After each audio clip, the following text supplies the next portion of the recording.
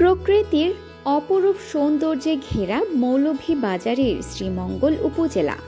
এই উপজেলার ভৈরবগঞ্জ বাজারে আছে এক অনন্য সম্প্রীতির গল্প, যেখানে পাশাপাশি দাঁড়িয়ে আছে মসজিদের মিনার আর মন্দিরের চূড়া।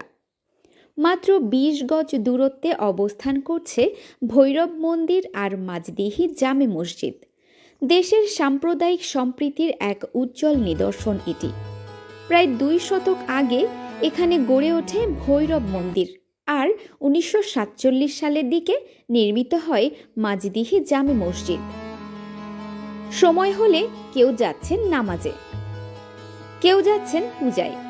এক পাশে প্রতিধ্বনিত হচ্ছে জিকির, অন্য পাশে উলুধ্বনি।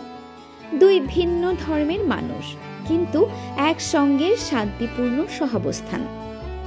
নামাজের সময় পূজার ঢাক বাজানো বন্ধ রাখা হয়, আবার নামাজ শেষে শুরু হয় পূজা অর্চনা। এভাবেই চলে আসছে ধর্মীয় আচার অনুষ্ঠানের পারস্পরিক সম্মান ও সমন্বয়। প্রথম দিকে মসজিদ ও মন্দিরের মধ্যে কোনো দেয়াল ছিল না। খোলা মাঠেই পাশাপাশি ধর্মকর্ম সম্পাদন করতেন মানুষ। পরে নিরাপত্তার জন্য দেয়াল নির্মিত হলেও দূরত্ব কিংবা দেয়াল কোনোটাই ভাঙতে পারেনি দুই ধর্মের সম্প্রীতির বন্ধন। দেশব্যাপী নানা সময় সাম্প্রদায়িক উস্কানির ঘটনা ঘটলেও ভৈরবগঞ্জ বাজার তার প্রভাব থেকে থেকেছে মুক্ত। এখানে কোনো দিন ঘটেনি সংঘাত, কোনো দিন ভাঙেনি ভ্রাতৃত্বের বন্ধন।